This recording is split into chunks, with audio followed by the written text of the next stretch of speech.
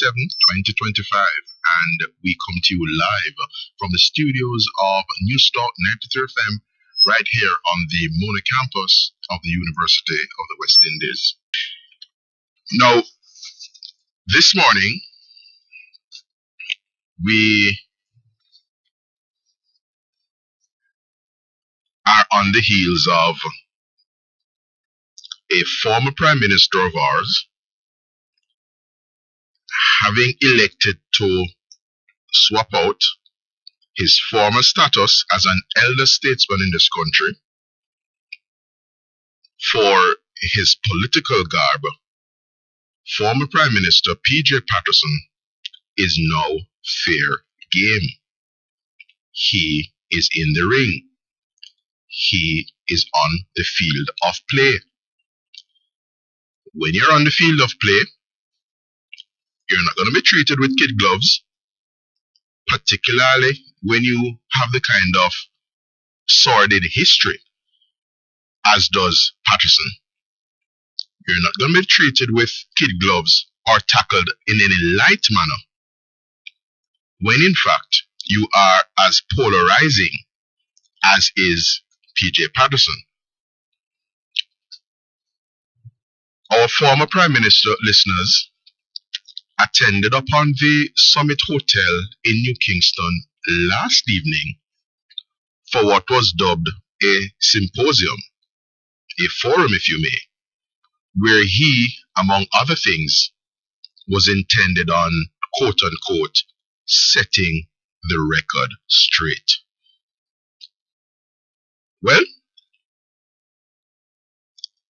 from where I sit, I think the record where our former Prime Minister P.J. Patterson is concerned is quite straight. Well, first of all, when a former Prime Minister has to re-enter the political fray in the way P.J. Patterson has, in a bid to, quote-unquote, set the record straight, it must raise eyebrows. Because he must have felt so embattled that he would need in any way to be coming out and defending his legacy or the lack thereof. When a former Prime Minister has to retreat from the pavilion in which he was hitherto ensconced to the rough and tumble of the political discourse and campaign for his party in the way P.J. Patterson is, you know trouble there. First of all, listeners, no sober or objective assessment of P.J. Patterson and his incumbency as our longest serving Prime Minister in this country can be done or had without locating him properly in the history and political annals of this country. Indeed, no sober or objective assessment can suggest that P.J. Patterson was all bad, or all good for that matter. I want to start with some incontrovertible things. Jamaica has had, historically, or certainly in a dispensation past, a sordid state of affairs with respect to the conduct of elections, and indeed elevated temperatures in relation to the cut and thrust of the politics. In other words, characterized largely by electoral irregularities or alleged electoral irregularities, and of course, political intimidation, political violence. It is to P.J. Patterson's credit, listeners, that we have made the strides that we have made vis-a-vis a lowering of the political temperature through, not least, the Electoral Advisory Commission, which has since become the Electoral Commission of Jamaica. Our electoral system at present is the envy of many around the world, certainly across Latin America and the Caribbean.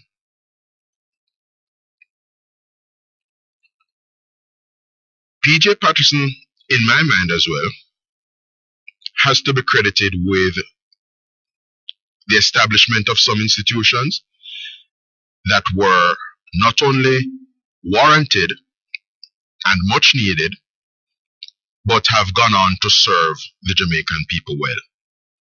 I speak primarily here of the National Health Fund, the Drug for the Elderly Program, JADEP, the JUTC, because we know that the JOS buses had been a feature of a dispensation pass, and for some time we didn't have a fit-for-purpose public transportation system in our metropolitan region. The JUTC is that outfit, and it is to Patterson's credit. Although I have my own views as to the spate of poverty that saw and necessitated the establishment of the PATH program, to the extent that a country will always have vulnerable segments of its population, while it is a case where the poor management of the country by the PJ Patterson administration necessitated a response such as PATH, I think it is still worthy of attributing credit. So the Program for Advancement through Health and Education, PATH, which seeks, among other things, to provide critical support to the poor in this country, I think that is commendable.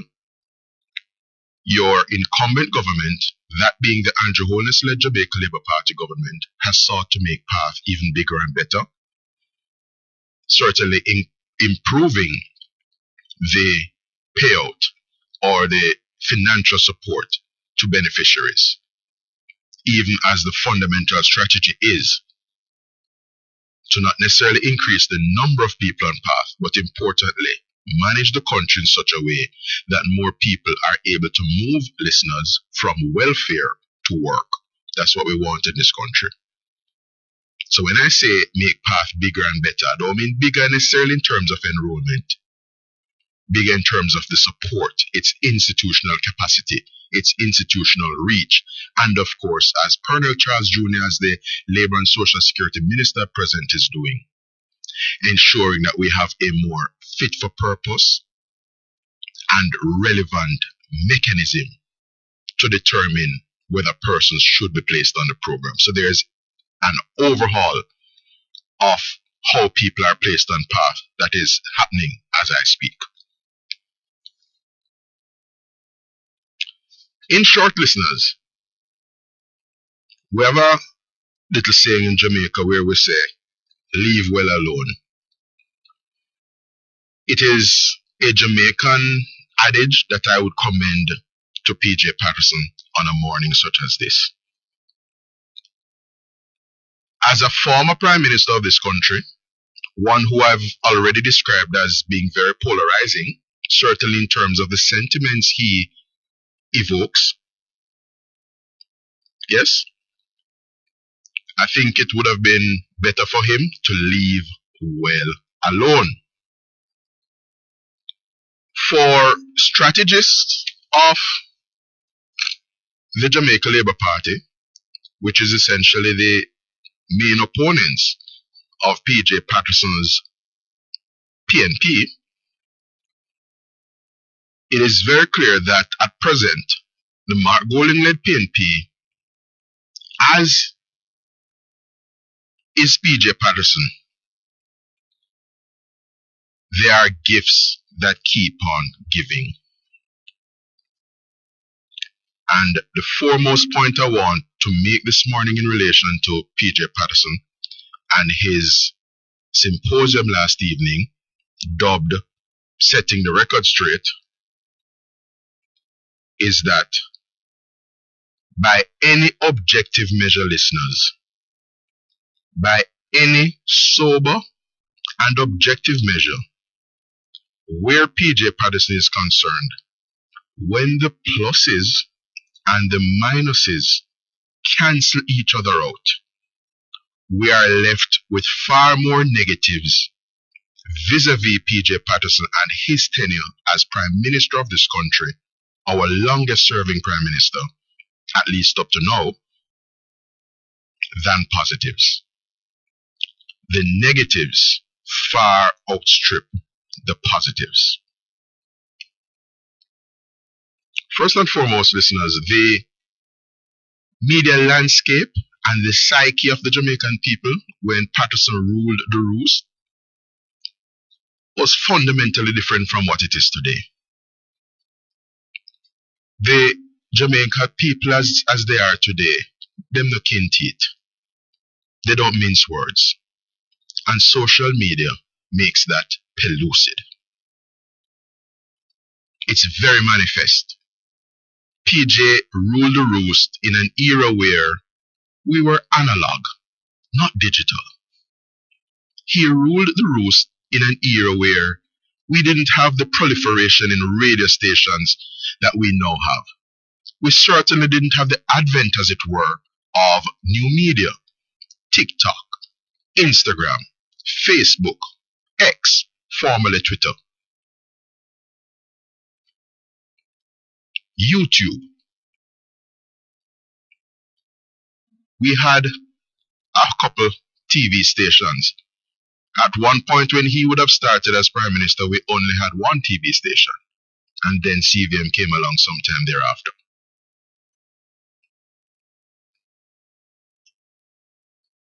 And so, when you look at everything concerning Jamaica at present, we speak in the present, yes, of a new Jamaica that is emerging, a better Jamaica.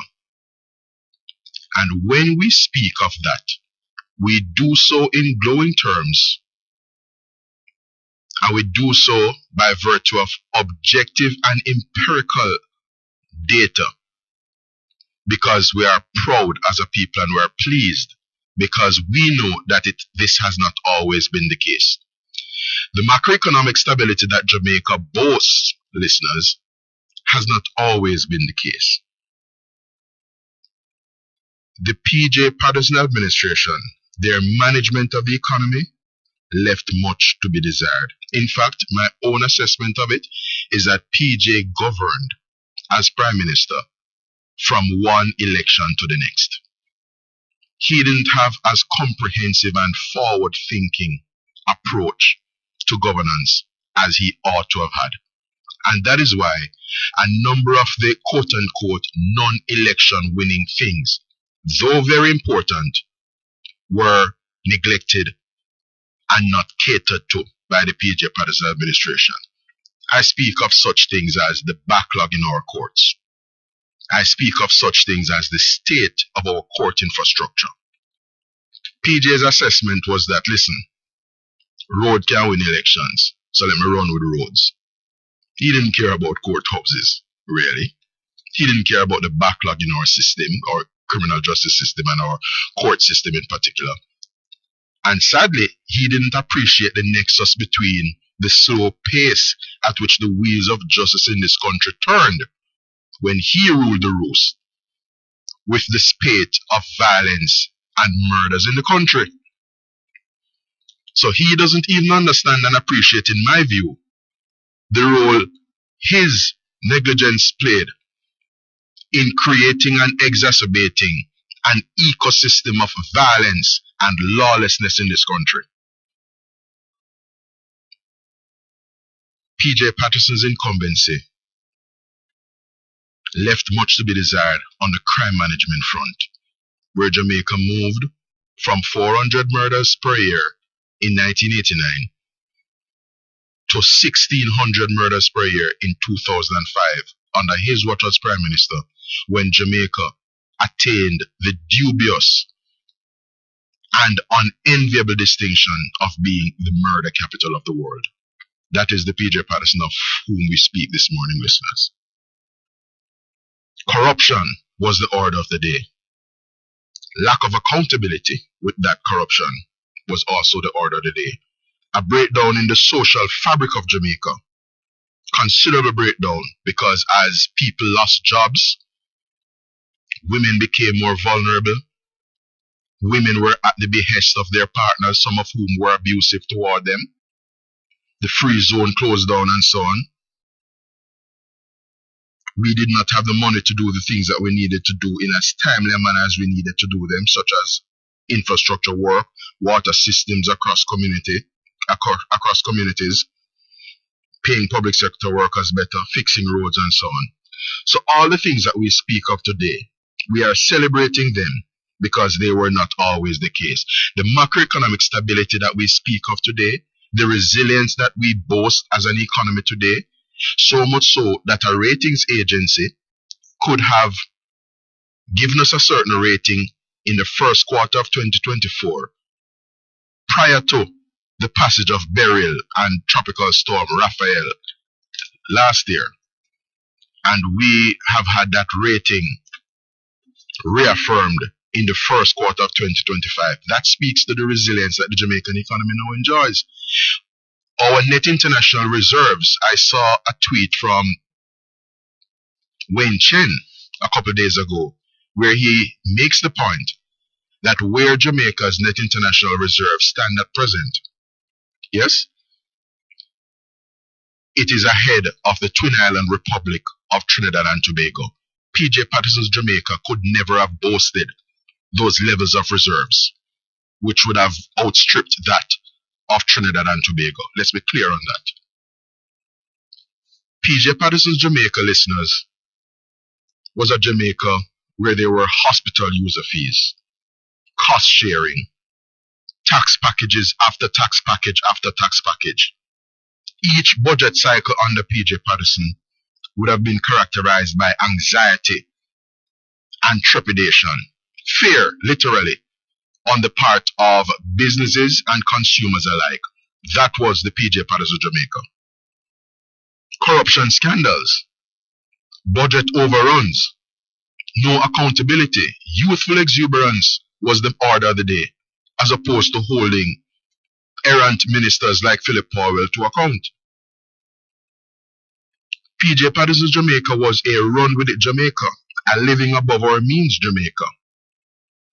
It was a toll road Jamaica because Jamaica didn't have the resources to do what the government is doing at present. The South Coast Highway Improvement Project that connects Harborview to St. Thomas in the east is not a toll road. PJ's administration was never able to do something like that.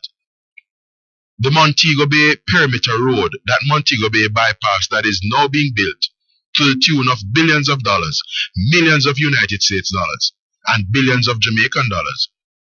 The PJ Patterson government was never able to do something like that. All they could do was get overseas people to come and build roads and then have his people, his Jamaican brothers and sisters, pay to drive on those roads because they didn't have the resources as a government so to do.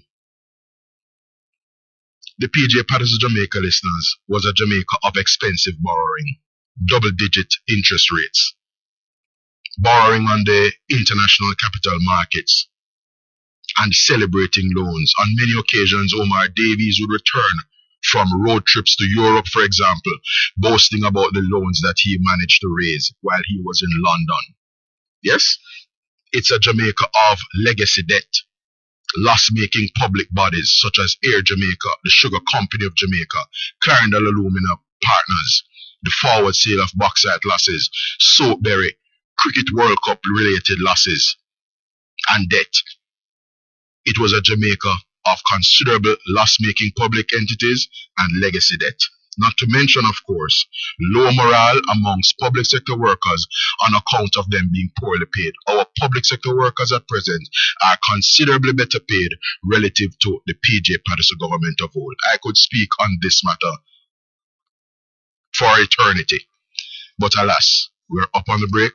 We're going to run to the break and come to the phone lines and take your calls. Stay with us.